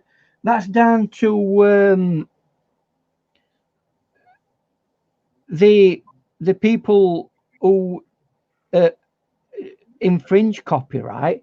They can't be bothered to get off the backside and make their own art. but if you can catch somebody, you can try to do something about it. Well, it depends where you are in the world because different countries have different All right, if ways it's of from seeing. maybe not I so easy. mean, But somebody, if it was an American ripping off mhm, ripping off like something that you did, like yeah, your art or I'd you have to wrote. go through your law courts, I've and had our laws are two people different. come after me. Two people say, first of all, this one woman said, I did not copy your art. It was not about the art. It was about how I wrote something in my website, Right. like in an Yeah. introduction. She goes, no, no, no. You better change this right now, or our lawyers are coming after you because this is too much close to what we wrote. And like I never copied anything about her art. It was just like about something she wrote in her What were website. the Then claiming plagiarism against you? like yeah, something like that. So then and then another time I got hit was I I was talking about encaustic because I was teaching I have an Hmm. online paid encaustic class, and Right. I just used this one woman's painting as an example, and she said, Mm. "No, I did not give you permission to use that as an example," and she came after me for that. So I took Yeah, it down right away. you've got to be absolutely Yeah, now uh, I know how careful you have to be. never ever use anybody else's Exactly. Now I artwork know how careful you have to be. without gaining express permission from them in the first place. Exactly. And that's good. That's good counsel to everybody because Right. there's always some. Do you know there are some people who claim against copyright laws, and they haven't even got the ownership of the copyright in the first place. They're just doing it to try and get money out of you somehow. They'll say, "Oh, that letter's exactly the same as our letter," and you go, "Well, it's going to be it's fairly standard type of letter." You know what I Right. mean? And they'll make all sorts of rubbish up. So you've got to be ever so careful with anything. Yep. And that's why doing these out of your mind kind of paintings work because no one can ever come back at you and say, "Oh, you stole um, our photograph," or "You stole this," or no, I made it up out of my mind actually. Nope. I'm extra careful now too, because of people coming after me two times. I'm extra careful now. I don't want to overdo this because this is a key area round lips. Because you can overdo that if you're not careful. I think I've just about got it. There you go. Do you know what? I'm going to see if I can zoom in a little bit so you can see what it is I'm Yeah, looking at. zoom in a little bit. Um, I'm just going to move that there. Where are you? So you haven't done it. You're not going to do his eyes. You did the woman's eyes. You're not going to do the man's eyes today. Uh, we'll be here till end of time. So End of uh, time. um, I think I'll probably be finishing at this point, maybe. Yeah, I do have It's, to stop like at 6. right, let's just have a look, see if we can. That's as close as I can get it. Lisa is happy with it. Lisa is happy with it. I mean, there are little bits that I'm going to be, you know, finishing off, but we've got Paul and he's part done. Oh, bye, So, Uncle Ernie. He has to go mow the lawn. all right. So there you go. We just started to get some bits of detail in then. And this is where you get the facial expression. So, but you ain't got to overwork that either, because remember, you've done loads of nice, delicate work. And then if you start doing too much strong work around the eye, even though it's detailed, Yeah, it's very delicate. It's very delicate what you've done. yeah, Yeah, it is. So you've got to keep keep that. you've got to keep it balanced. You got to keep it delicate. And Carrie Yeah, Woodhouse says, "Awesome, Ian." and that's how much I've got done there. So Says, "Looks off and Carrie." off camera, I'm going to complete this and bring it to a final thing, and I'll show you next week how I got on. Okay. So I'm sorry I've not been able to get all of it done. It's just that I don't. Oh, I Because thought from what your message was to me, I thought you had said you were going to finish one face first, and I said, right. "Oh, he's going to do the other face," and I wonder if he's going to even fill up 2 hours. I mean, you're not Uh-huh. obligated to fill up 2 hours. No, It's just like I no. was wondering if he would Uh-huh. be able. Well, And we've got it to a stage that it actually looks like a face, and we've, you know what I mean. It's 90% done. I would say that now. We just need a little bit more definition in dark areas.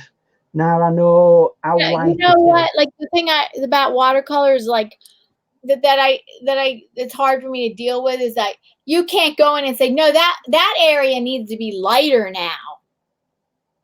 You You can, can't because do that. You can't what you change it. right. You can't. Let's You say I can't wanted to do. manipulate environment to make it lighter. I'm not going to, but let's Yeah. say I thought, oh, that's way too dark. So what I'd Yeah. do is Yeah. I'd get some water, clear water. It's I too put it, I late. put it, I put it on it. I put it on it. I'd leave it to soak in for a couple of minutes, and then Couple I'd of pull minutes. it off. You could. And You could with do this that. type of paper, you can do that. Yes. Oh, that's because it's not. It doesn't have a lot of cotton in it. It's like more. Right. This is What was this it? More. this is for lifting, and this paper is better Oh, for what kind doing of paper is pa- that again? But well, oh yeah, that's something I didn't. I'm glad you've mentioned It that, because I doesn't have didn't. a lot of cotton in it. We It has didn't. more We didn't synthetic. It has more try this. synthetic in it. Right. So it's Heinemüller. Heinemüller. What is that? Heinemüller. It's a German brand. They're a very good paper. German paper. Extremely good paper. Less cotton and more synthetic. Can you see that? Mm. No, what is that? I can't see. No, can't see that. No, it's blurry. What that? Just tell us what that says. It's 310 grams. Now normally, the paper that you get for watercolor is 300 grams, so it's slightly heavier than 140 pounds. it's slightly heavier than watercolor paper. This, but because it's got a texture. If you look at the texture, No, I can't. No, we can't. it's almost like See that? it's almost like hot pressed. Oh, It's not it's textury. not hot press. That's cold It, press. it's cold pressed paper, but it's not got a very textured. It's almost hot press. Oh, And okay. that's why It has more. that's why you can put washes in, and you can put detail like that in. Oh, yeah, the hot press is better for detail. Yeah, it So, is. but it's not. It's not a lot of cotton. It has more synthetic in No, it. well, it's not synthetic. It's cellulose. There's two types of paper. There's two types of paper. There's cotton paper. Now, when you put paint down onto cotton paper, it locks it into the cotton. and you cannot get it out unless you scrub it really hard. With this paper, you can do what's called lifting, and it lifts because the paint actually sits on a special coating called sizing. It sits on top Oh, of it. sizing. It has more sizing in it. That's what Yeah, it is. yeah. Cellulose papers tend to be what they're called hard sized. That means it's got size. That means it's got sizing in the paper when it's made, and it's got a coat of sizing on top of it once it's dried. Right. It's easier to remove mistakes after they've dried. Yeah, If because it has literally it sizing in it. doesn't actually go into the paper. It sits Okay. on top. It sits on top of the. It's like a gelatine. Oh, yeah, right. That's how modern day prints of photographs are done. It don't print onto the card at the bottom. It sits on a layer of gelatine. Oh, Excuse me. So anyway, that's about as far as I can make it at the moment, and I'm okay. sure that You're it's gonna a do the good rest time of for it off you to. camera, right? Hmm? The rest of it you're gonna do off camera, right? Yeah, I mean, I can do And it you're in a gonna very show us relaxed. next I mean, Friday. well, I'm thinking, I don't know. Would people want me do a quick poll with everybody? Would people want me to finish this off next Friday, Oh, that we or have or, to or, wait. We have to or wait do we for need people to to go? vote. Do we need to go Yes, through I another want you picture to. next week? Let me see. Wait a minute. If you finish this off next Friday, that's not going to fill 2 hours. No, and no. So I think what I'll do is I'll finish it off out of. And then just show just show I'll us. show it you next week, And then what would and you then we can move on to something else next week. And why? What I am looking for for new some another picture for somebody, and it doesn't have to be a face portrait. It can be it anything. does not Maybe have to be a portrait. maybe an animal, but make sure if it's an Why? You animal, haven't done animals yet. We haven't seen you do animals yet. but make sure that one it's a well detailed image and it's not. Look at the composition of that. The faces are taking up most of the Right. page, right? That's what you have to aim for with a good photo. The subject that you're wanting to paint takes up the majority of Oh, okay, right. the page, because if not, and it's only a tiny little thing in the Yeah. background, I'll not be able to get the detail. And I know you're saying, "Oh, Ian, you don't do detail," but you need to see the detail to be able to ignore it. And Paul says, looks good, Ian. Thank you. And Lisa says, thanks, Ian. It looks great. Uh-huh. Well, it's coming on, and I'm happy with what I've got done up to now. And You pretty much you finished Lisa. You finished Lisa. Now you have to work is on Paul, right? I would say it's about. I'd say 3/4 done on Lisa. I've got quite a bit of work yet to do on Paul. Right. And I've got some fiddly detail around his mustache and his goatee to do, which might make or break the image. If anybody wants their pet done, let us know. Contact either Ian or me. My email address is in my email address is in my about section. Is there anybody that Thanks, thinks Lisa. their pet done? Their pet done? It takes a while for people to. Paul. Ian, do you have any pets? Well, at our flat, we're not allowed to have them. Oh, It's in our rental agreement. you're not You allowed to cannot have. have not allowed to have pets. All right. What if I'm depressed and I need a pet to stroke or something? No, yeah. If you're depressed, you have to do your artwork. That's what I do it for. stop myself becoming some sort of psycho mad nutter blowing people up or something. I don't know. Or next week, if I wanted, would you do another portrait? If somebody was going to purchase it, you would do another portrait? No, it isn't really a matter of purchasing it. It's what value they get out of